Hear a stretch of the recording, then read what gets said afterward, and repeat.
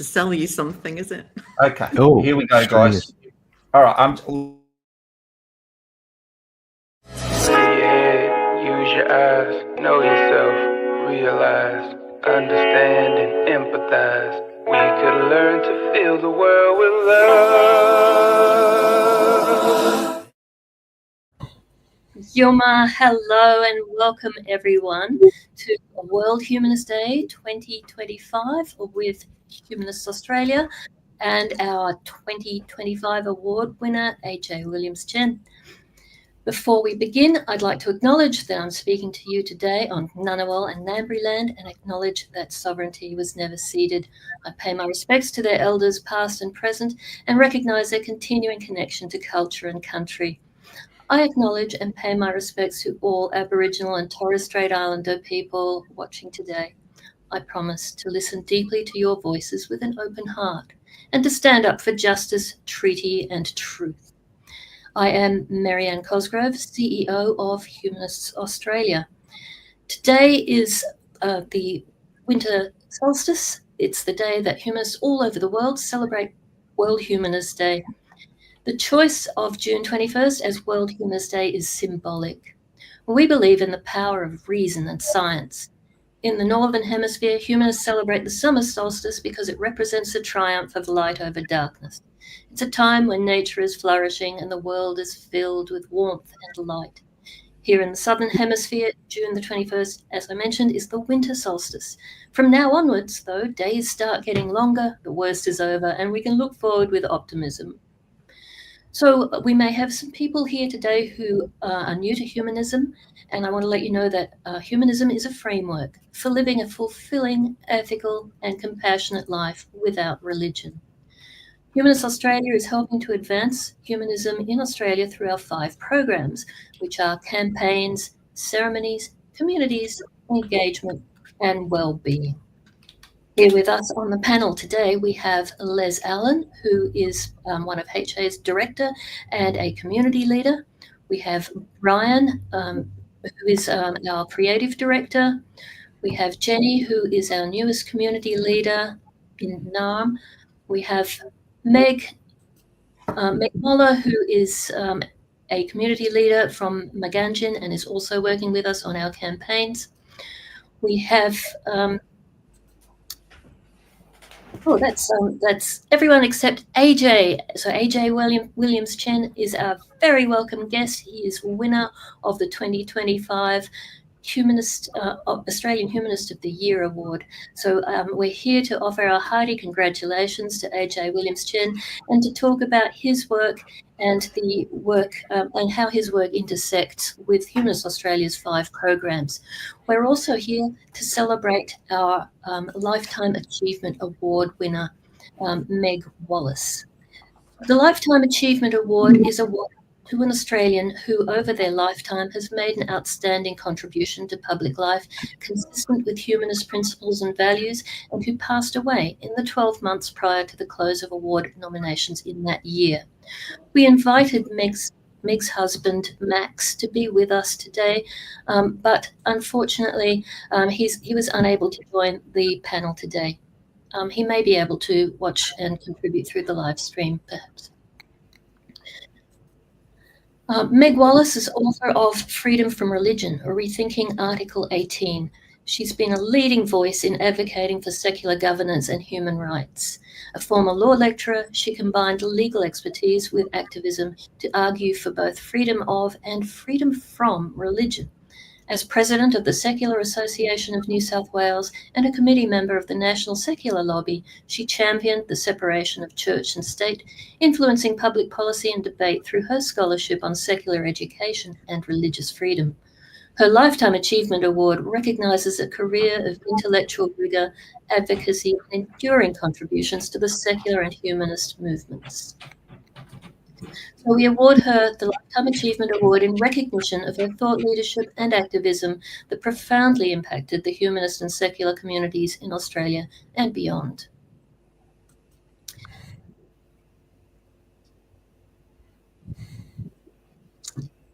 Now I'd like to present the Australian Humanist of the Year Award to AJ Williams-Tchen. Australian Humanist of the Year is awarded annually to an Australian who's made an outstanding contribution to public life consistent with humanist principles and values. This year, the winner is AJ Williams-Tchen in recognition of his tireless efforts training people in mental health first aid for First Nations communities and promoting understanding and reconciliation between First Nations peoples and other members of the community. AJ Williams-Tchen is a proud Aboriginal man of Wiradjuri and Wotjobaluk backgrounds. He has dedicated over 30 years to advancing mental health and reconciliation between First Nations Australians and the broader community. Drawing on diverse qualifications and deep cultural knowledge, he founded Gervaise Consultancy to build cultural safety and mental health literacy across Australia. His practical, inclusive approach bridges communities through education, conversation, and mutual respect, working with organisations nationwide to foster understanding and systemic change. Recognised through numerous awards, including the inaugural Aboriginal Social Worker of the Year Award, the Allied Health Awards Social Worker of the Year, and nomination for Victorian of the Year 2024. AJ's work acknowledges the intrinsic link between cultural identity and well-being, offering a powerful model of healing grounded in both cultural awareness and professional care. AJ, I first got to know you while we were working on our First Nations position statement as part of our campaigns program. I want to thank you for the work that you did for that campaign. And Meg Moller also worked with us on that campaign. AJ, would you like to talk to us a little bit about the position statement? I first just want to say thank you very much for giving me an Australian Humanist of the Year award. The question was what was involving in the position description? The position. Sorry. Yeah, I'm getting a delay. I'm getting a little bit delay with echoing here. So I just want to say thank you for the award. Everything that I do is for the Aboriginal community. That I actually I live on Naarm. I'm a visitor here on Naarm, but I've been here 30 years. Everything I do is for the community. It's about increasing mental health literacy. It's about educating non-Indigenous people on First Nations issues.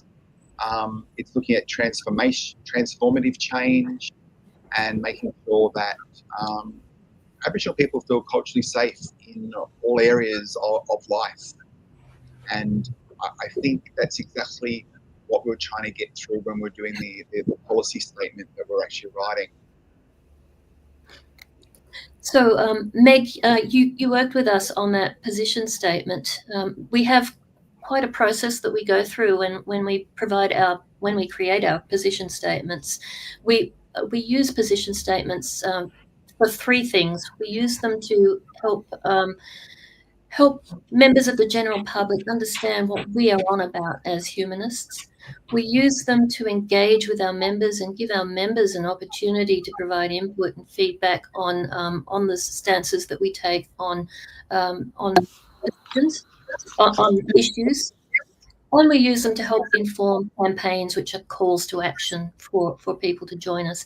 So for each of our position statements, we have people with expertise in that area, and AJ was our one of our three First Nations peoples who contributed to our position statement.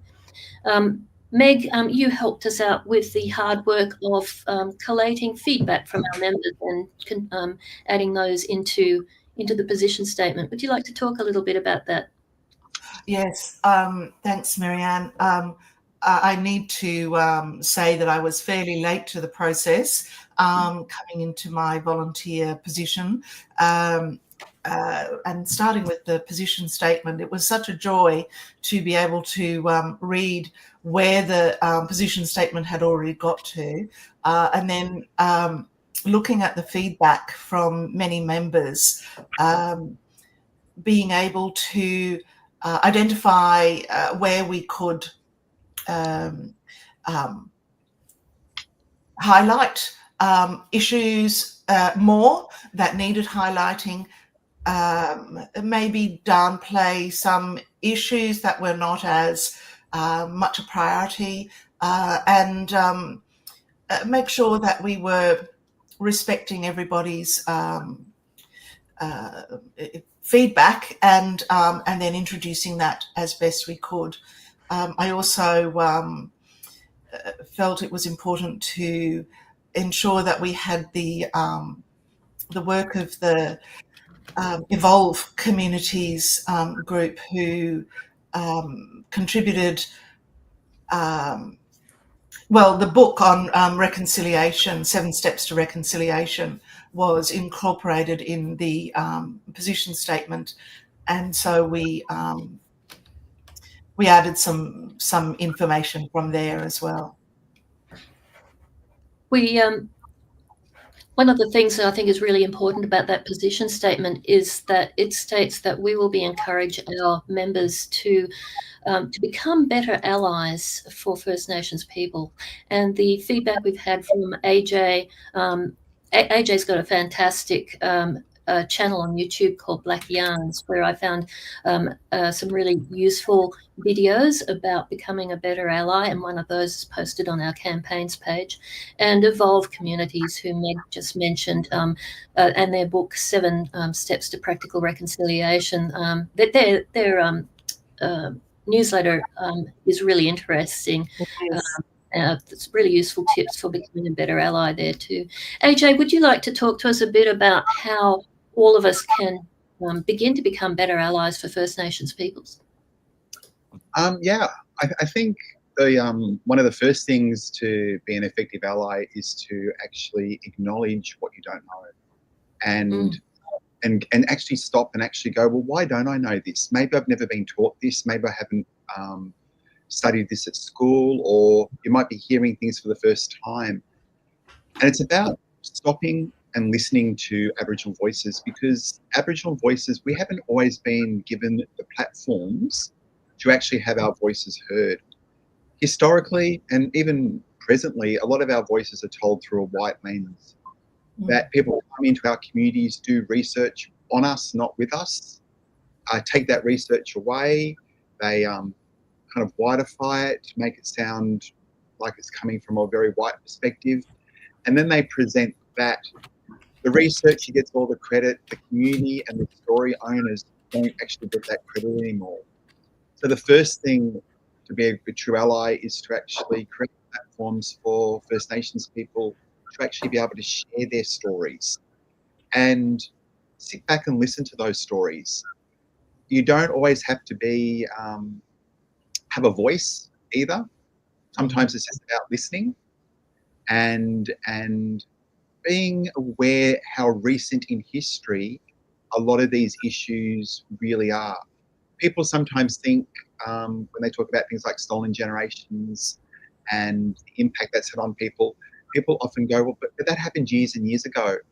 A lot of this stuff's really quite new. You know, like our elders in our community right now, if they were born before the 1967 referendum, for example, they weren't even counted in the census.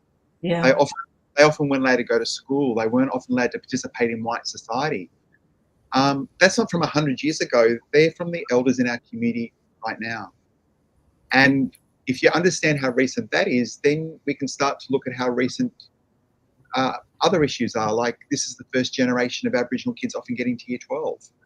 This is the first generation of Aboriginal people participating in the economy on money that's not welfare orientated, because all this is actually much more recent than where people really think it is. And for allies to actually start to take on board that, where do I get my unconscious biases from?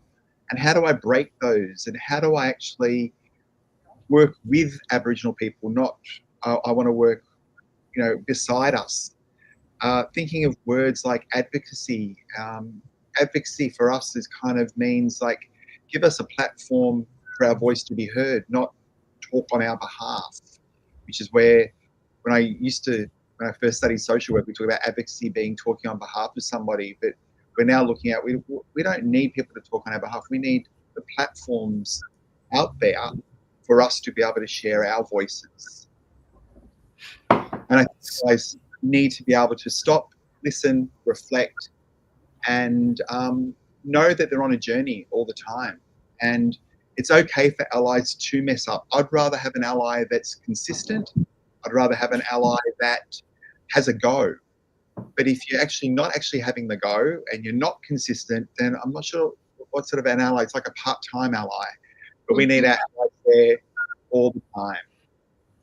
It can take a lot of courage to be an ally, I think, because particularly if you're in an environment with some people who don't really understand the history of First Nations peoples in Australia, the diversity of First Nations peoples, and the struggles and trauma that has happened in our history. Often they don't understand, and then when you start trying to speak, I was going to say speak on behalf of First Nation people. I know it's better if we allow them to have a voice, but sometimes if they're not present. And so, yeah, speaking up when there's a group of people who don't understand that takes resolve. And that's one of our 9 values, Humanist Australia values. And it's probably the one that I need to work on the most. It's hard. It's hard to keep resolve in the face of criticism or judgment or whatever it is that you're facing. AJ? I was just going to say, allyship is a role that people need. They have to own it. They have to go, I want to be an ally. I want to be able to create these platforms. I want to be able to share the knowledge that I have, but I also want to learn.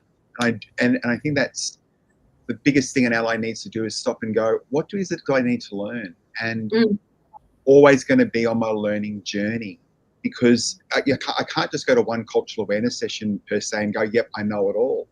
It's about hearing the voices and hearing different voices and hearing the diversity of voices and hearing the intersectionality of Aboriginal people to actually realise the diversity of First Nations people around this country.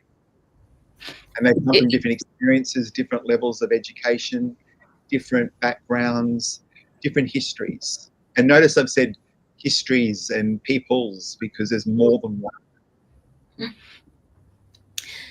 AJ, in the lead up to the Voice referendum, Humanists Australia had a campaign prior to our position statement.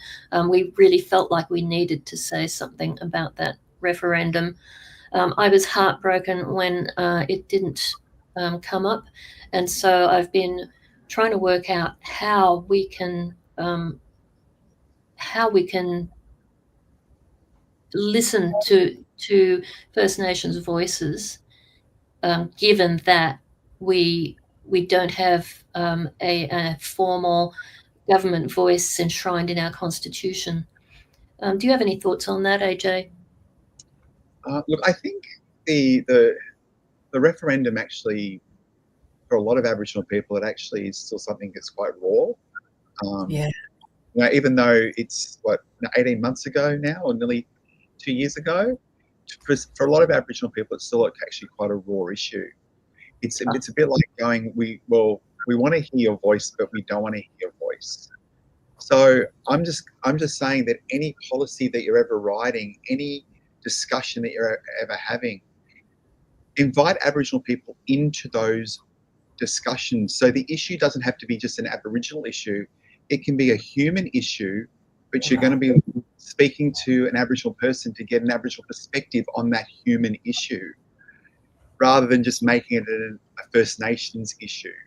Because Aboriginal people seem to get dragged into it when that's a First Nations issue. Oh, yes, we've got to have a First Nations perspective because this is about First Nations issues. But we live in this society where there's policies and programs written about, or written for all Australians, and we want to be on the platforms to actually have our voices incorporated into the mainstream policies and practices that exist as well. AJ, you spoke earlier of the trauma that First Nations peoples have experienced, and clearly that has a huge impact on the mental well-being of First Nations people. You have a great deal of experience and you work in that area, which intersects strongly with our program, our wellbeing program, and that's something that I'd like to partner with you on. I'd like to bring mental health support into each of our communities if we can. AJ, would you like to talk about your work in wellbeing? Yeah, sure. Look, there's a couple of things that I fit into here. The first one is that I'm a mental health first aid instructor. I was started in 2008 doing the Aboriginal mental health first aid course. I've just recently completed my 887th mental health first aid course to over 10,000 participants.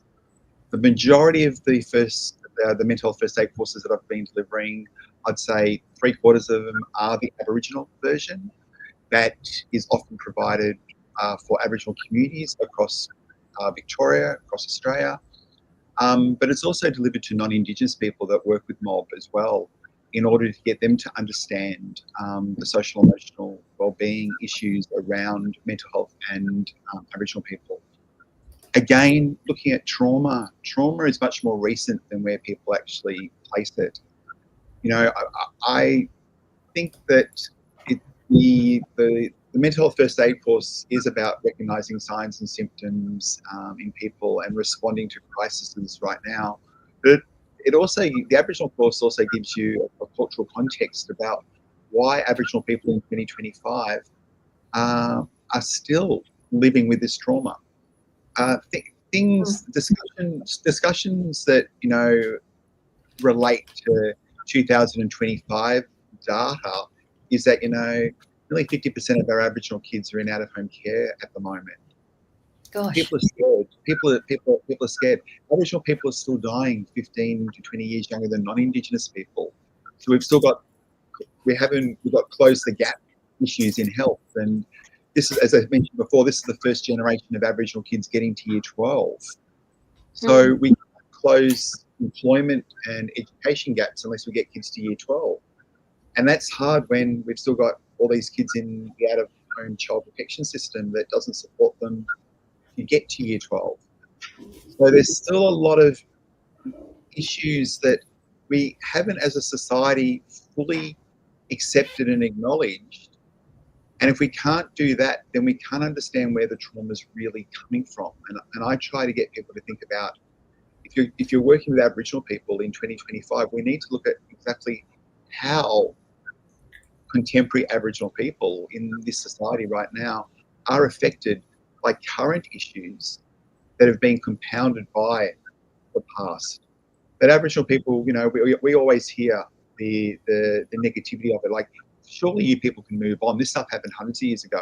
Yeah, look, I think colonisation and stolen generation issues, I'm not downplaying them at all. I think, yes, they started some of this stuff, but we have to look at the current structures that we're actually living in today and how they still impact on the trauma of contemporary Aboriginal people.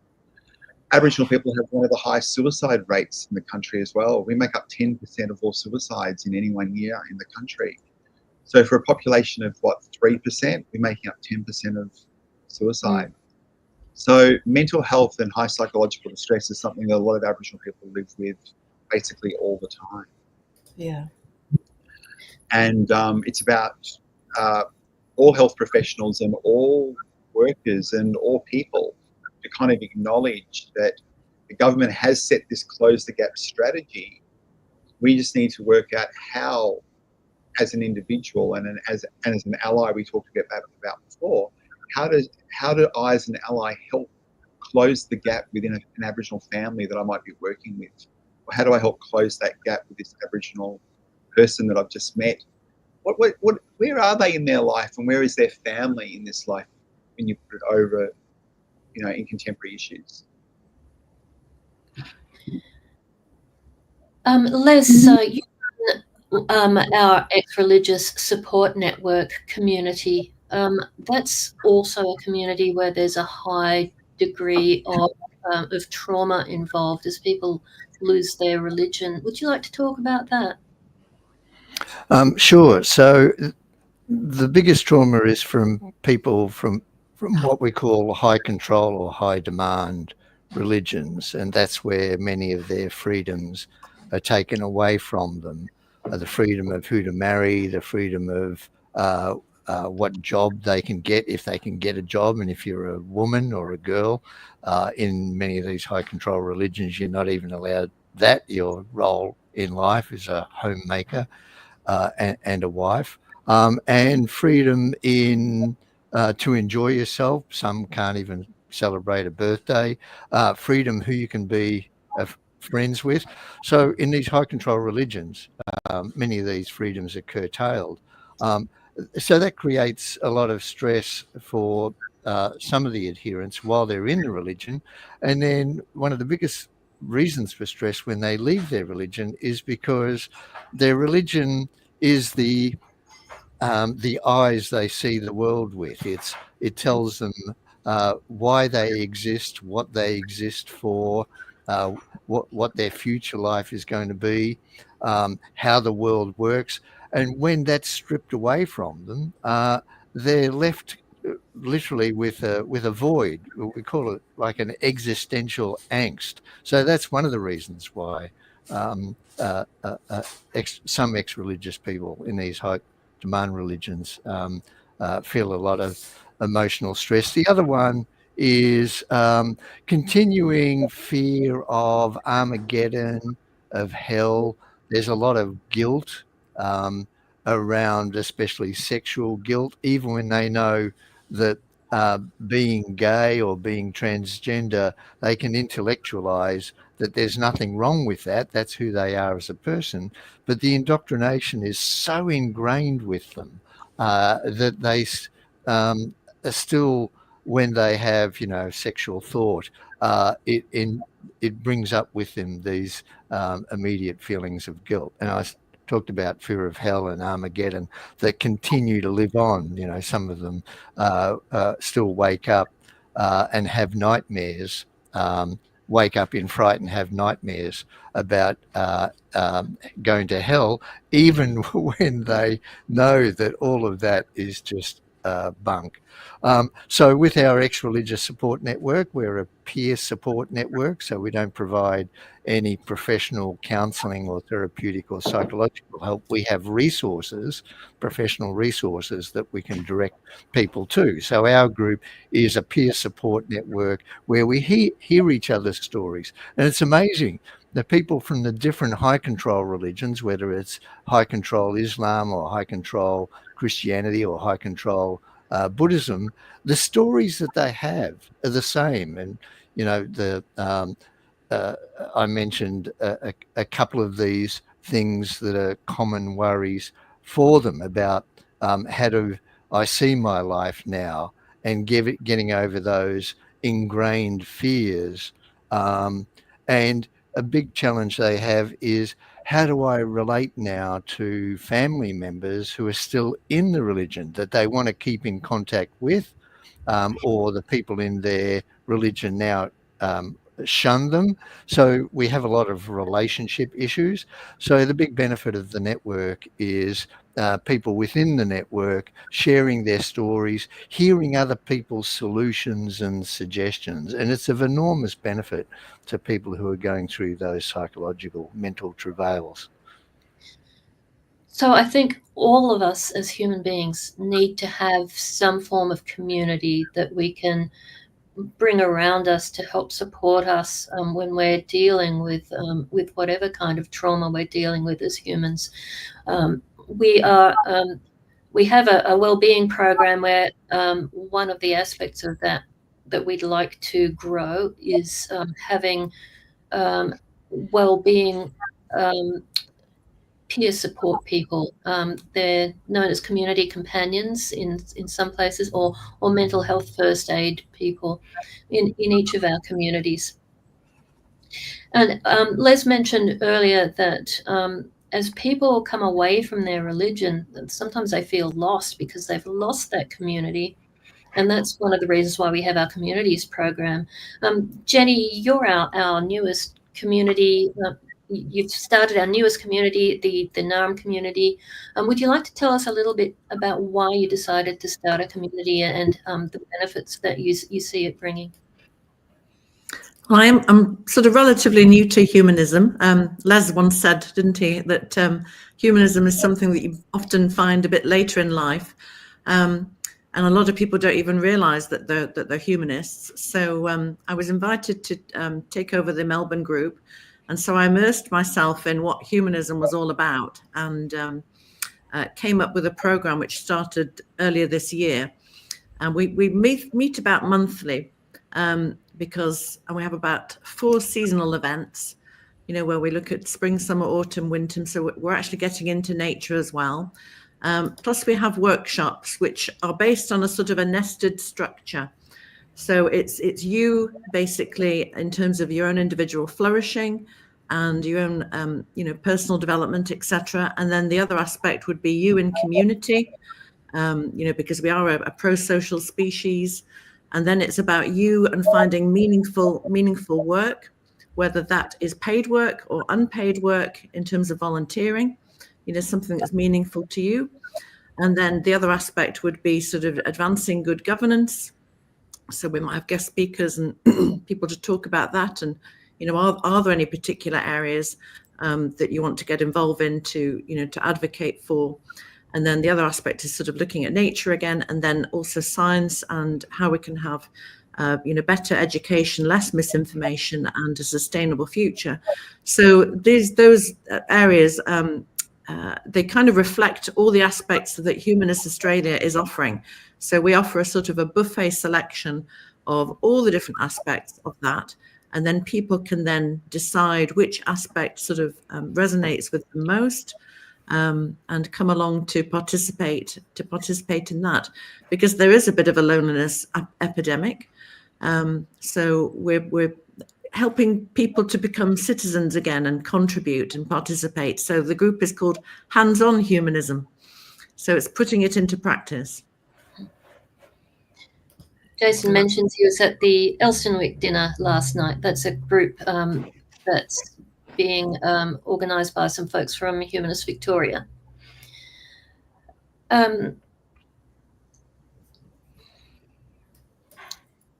So Jenny, I see you've put in a great deal of work in starting up this new community and thinking through a program of events for a whole year there.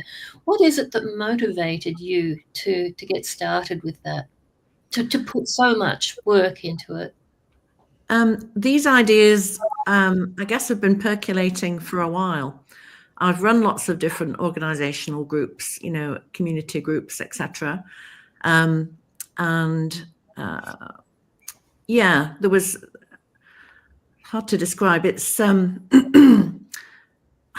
what I can see that was needed is that I can see that society has been divided and dissected into different silos. So not only has business done this to people in terms of we're all just sort of consumers, and we've got these target markets, government kind of followed suit. And so when they, and I used to be in economic development and community development myself over in the UK, helping with business startups, small business incubation, etc. So I've kind of achieved a sense of community in the business community overseas with good results. And what I'm seeing is that we almost need to join up all the different sectors of society, rejoin them back again. So that's probably what motivated me towards it. So I'd already been kind of percolating ideas of how you could do that, how you could take all the different wonderful events and things that are on offer. And I see this in business. There was so many different events that you could go on, but it was almost like an absolute rat's maze of things that you could attend. And your attention gets drawn in different directions, all over the place. Whereas I guess what I'd created before was a kind of a human-centered program to help people with their business. And I think we need a human-centered program to help people with creating an ecosystem for social enterprise, and for people and the projects that they specifically want to do. Because my background was in creativity and innovation. And with the traditional top-down structures that we've got, what tends to happen is people's ideas get sort of sidelined, because sometimes organizations can have a bit of a scarcity mentality and saying, we can't afford to do that, or that's not prioritized, etc. But we need a bank of ideas, for us to pursue. We don't all have to pursue them all at once, but people need to be encouraged to make the difference that they want to make in their life, and in humanism too. I see that as super important, Jenny. In my role as CEO of Humanists Australia, I see my primary work to be inspiring and enabling people to do what they are passionate about. Because if we just try to direct people to do things, they'll lose interest and they'll go off. You need to be pursuing your passions. Brian, you're someone who's very passionate about the work you do for Humanists Australia as our creative director. Would you like to talk a little bit about that? Yeah, look, I guess I just come from my own angle. It's always been about music and creativity for me. And I feel that that's something that can be used in a way to help. It kind of transcends barriers. I think it can be used in a way to help get the word out there and get across to people. So yeah, look, that's kind of always been my goal with the music, is to use it in that way. So really it's just that the creativity and the potential that has to reach people in a way that maybe just sitting and talking can't, through the music, is kind of, that's my real goal with Humanist Australia. If I can bring that side of things to what everybody does and complement what everyone does with that, then I'll be happy. That's my goal. And that's really helping us move our engagement program forward as we reach out through music and through creative events. Brian's got us into the live streaming, which we hadn't tried before. It's a new venture for us. It's all very exciting. AJ, I'd like to... Sorry, go ahead, Brian. No, I was just going to say, like, it's all trial and error. I'm trying to sit in and listen to the conversation. I'm kind of looking around and seeing what I can do as far as who should I put on up on solo layout, and trying to watch the chat, which is good. There's a little bit going on in there, but it's going now. You're learning. Sorry, what was that, Meg? I was just going to offer a comment. I'm not sure if everybody has had an opportunity to see the ABC program called The Piano, and I have been watching that with great connection. I see it very much as a humanist approach, in fact, that using music to bring the community together, even if it's only very fleeting, with those, piano recitals and so forth, the sense of community that it creates is quite astounding. And the use of visual and hearing arts is such a powerful way to bring that community together. I've so enjoyed that program. And culture is one of Humanist Australia's values as well. Yes. I've been watching that too, and it's such an emotional roller coaster ride. It's really heartwarming. Yes. I was interested to know, AJ, as far as humanism goes with the Indigenous community, do you talk about that? Do you get the chance to talk about it? Is it something that comes up? And how is that received within the community if that's the case? And does it affect the stories that Indigenous people depend on to teach and whatever else? Does it rub up against that? Can they work together?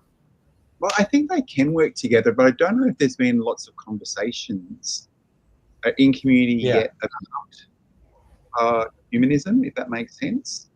Yeah. So I'm not exactly sure where everyone's understanding actually is, but this is a really great opportunity moving forward in actually having those conversations. Because even the things that you guys were talking about then about music and storytelling and sharing and hearing, that's exactly what we've been doing, Aboriginal people, we've been doing for centuries. That's how Yeah. that's how our stories keep getting told and retold. We often didn't write them down, but we actually involved all our rituals and our laws, the LORESs, and we're trying to now recapture that and bring that back out to actually highlight to non-Indigenous people and again to our allies that the things that you automatically are doing, we've been doing for a long time. And it's sometimes about learning from us the history of where that actually occurred to make you think about why that is a proper means right now in 2025. But I think the discussion around humanism, I don't actually have that conversation. I haven't heard about it in our community at all. But for me, it's going to be talked about a lot more in community. If that makes sense. Yeah, I understand. It wouldn't be a top priority. And what you're saying about the stories and all that, I went to Uluru earlier this year, and just the guide that we had with us was an Indigenous guy, and just hearing him talk about the stories and what they meant and how important they were and how they were used, that they were the ways to teach the kids and teach the community about life lessons and values and things like that, and doing the right thing.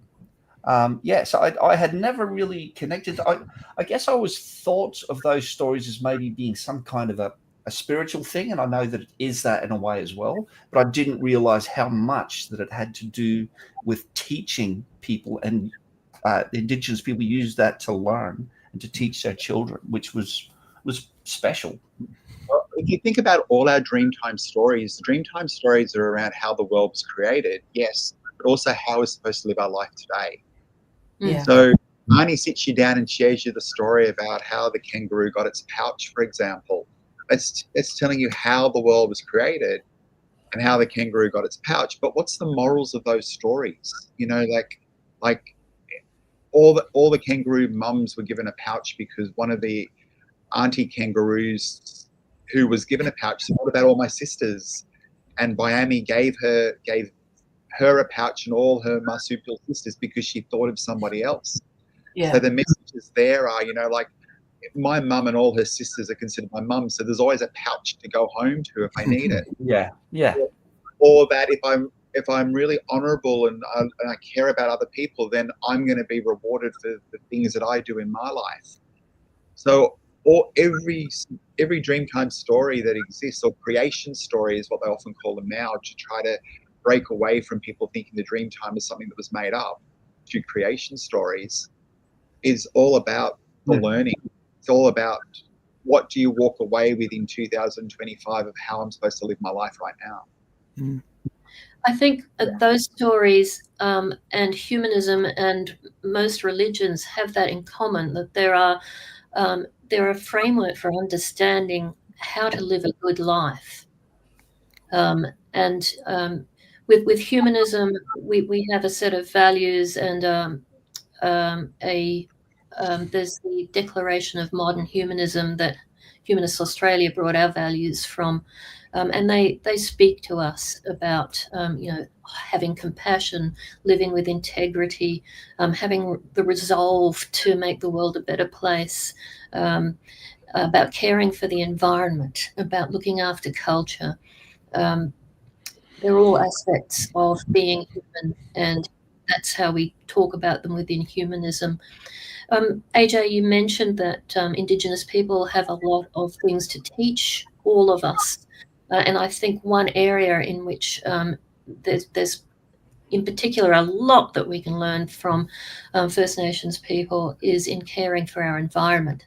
Environment is one of Humanists Australia's values. Meg Moller is currently working on a climate action position statement as well. AJ, would you like to talk a little bit about how First Nations people can teach us things about the environment and how we can care for it? Well, we've got to realise we've been caring for the environment for years. Otherwise, it still wouldn't be here, if that makes sense. but even just listening to the stories from traditional custodians, and for people to stop and actually go, well, where do I live right now, and who are the traditional custodians of the area that I actually live on? Get involved with them. Let them share their stories about their particular community, their lands. Why has this land lasted so long? What have they done in their lives to actually keep it alive?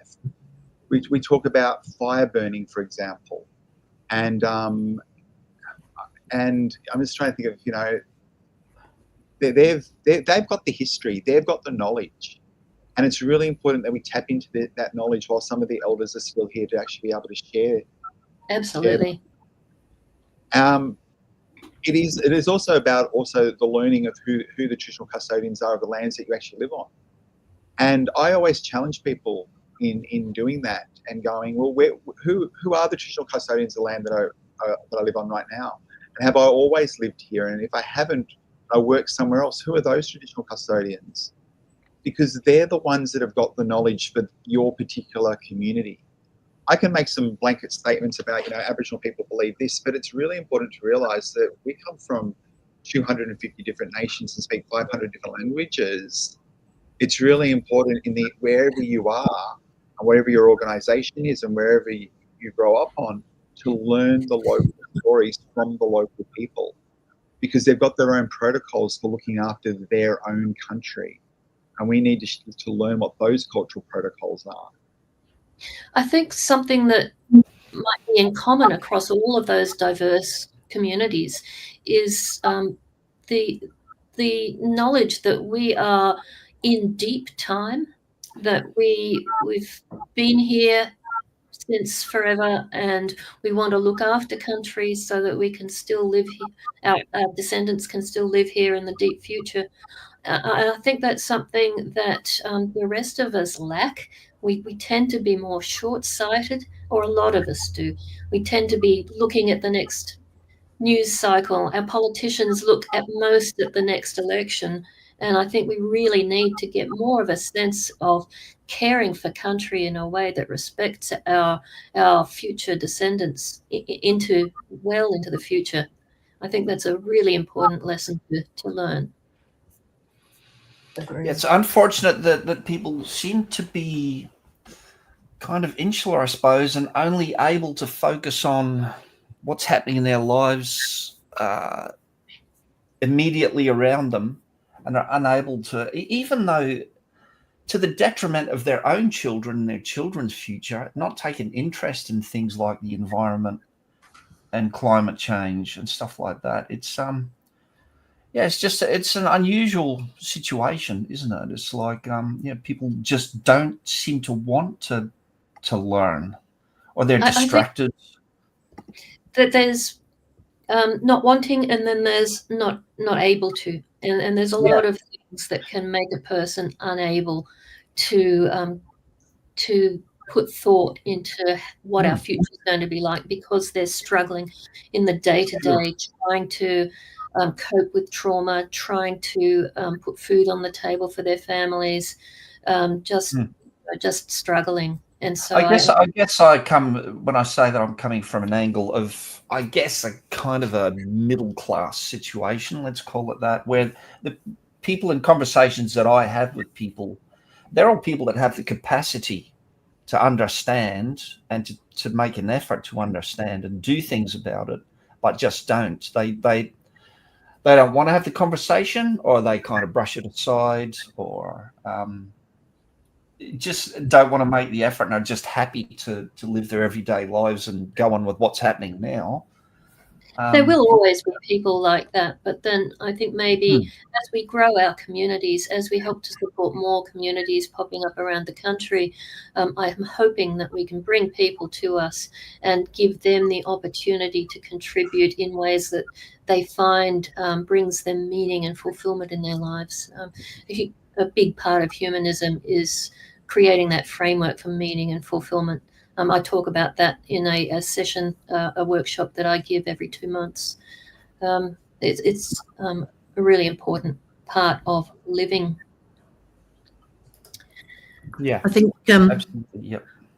I was going to mention, I'd like people to sort of take authorship of their own life, so that everybody's story is still being written, and that you're all part of a greater, grander tapestry, And I think Aboriginal communities are reminding us of that. I listened to a neurologist talking about the education system and how they didn't even factor in with our divide and dissect education system the way that we actually learn, which is through stories, how we remember things. And I think it's being realised. They're remembering again, and the Aboriginal community is helping us to remember. AJ, Rod has asked a question there. Would you like to talk about that? I think I'm right. Looking forward to generations various Aboriginal ideas of ownership and sharing. Wow, that's a whole workshop in itself. I think it's, from what I've been listening to, look, and I know I'm not going to answer the whole question, but I really like what we've been talking about. And we've talked a bit about, honouring community, the compassion, the integrity. They're everything that Aboriginal culture looks at, everything Aboriginal culture believes in. Our community has been damaged in the past and is still getting damaged in some areas through government intervention. We still need to look at how do we actually and it's really hard, as I said, to overcome the past when people are still involved, that are still alive, that some of this stuff actually happened to, because it's much more recent than where we think. But how do we actually help our younger kids understand this, but not carry the trauma around with them in the future? And I'm not saying that they forget their grandparents' story or forget my kids to forget my story, but it's how do we actually build resilience in our young Aboriginal kids, because they are going to be the leaders of our future. They're the ones that are going to have to be sharing the generational stories down. And I also want to add too that it's also about white Australia twisting around and actually looking at Aboriginal history through a truth-telling component and through a strength-based approach as well, where yes, we have been the victims for a long time, but we're actually rewriting the narratives now and going, well, we're the survivors, we're the heroes, we're the resilient ones. Our allies are the vulnerable ones, and we need to prop up our allies to work with us, because we've been doing this for so long. We need the allies to actually help us. And again, I'm using that strength-based model to actually go, I need allies to help me to create a better future for Aboriginal people. And I need allies to not be scared, not to be frightened about helping, not to be scared to get things wrong. So when people put us in the vulnerable position, I want to turn it around and go, I think most of our allies are the vulnerable people, if that makes sense. And we need to educate them to be on the journey with us. It is embarrassing and difficult when you get something wrong. You never want to hurt someone, and you say the wrong thing, and it's called out, and shouldn't have said that. Sorry. It does take resolve to continue, and it's so important that we hold on to that resolve. We all make mistakes, don't we? And I guess the main thing is, as long as you have the compassion and your heart is in the right place, and you have a conscience and you care and you want to try and make the effort, then I guess you get a pass, don't you? Really, if you've got that kind of attitude. As long as it's learning from Aboriginal people. I've recently been on a cultural integration walk with an Indigenous person in Brisbane, Maganjan. It was so enlightening. It was just a wonderful 90 minutes. And so as a result of that, I'm going to try to introduce that walk to my colleagues I work as a volunteer at the Botanic Gardens. So I'm hoping to bring that to my colleagues as well. Thank you. And continual learning and continually recognizing that there's so many connections. Aboriginal people, First Nations peoples are the ultimate humanists, and we have so much to share as opposed to what separates us. Thanks, Meg. That was a great summary. We are nearly at time, so I just want to once again say congratulations to our Lifetime Achievement Award winner, Meg Wallace. She's done such an amazing work throughout her lifetime, supporting secularism in Australia, making sure that all of us have the right and the opportunity to either follow our religion or not be religious. Make sure that we're all on a level playing field, as long as we're not harming other people. And Meg's husband, Max, should be very proud of his wife and all of the work that she's done throughout her lifetime. I'd also like to thank our Australian Humanist of the Year, AJ Williams-Tchen. Thank you again so much for all that you have done and for helping us with our First Nations position statement. I'm hoping that we can work together in future to help build mental health wellbeing support into our communities, and also to help us on our journey to become better allies for our First Nations people. So thanks again, everyone. It's been great having this conversation with you all. If anyone listening in would like to help support Humanists Australia, you can support us by going to humanistaustralia.org/support. There's 4 different ways that you can help us there. You can, the best way you can help us is by, if you identify as a humanist, you can become a member, which helps give us a recurring income that we can rely on. Alternatively, you can donate either to one of our 5 programs or to one of our communities.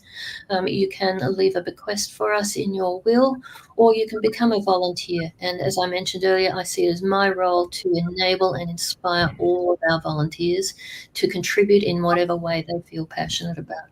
So I hope you'll join us on this journey. Thanks again, AJ. Thanks everyone who. Thanks, AJ. It was lovely to listen to you, mate. That was really, really good. Guys. Very interesting. Bye. Okay, thanks. Good night, everyone. Yeah, use your eyes, know yourself, realize, understand and empathize. We could learn to fill the world with love.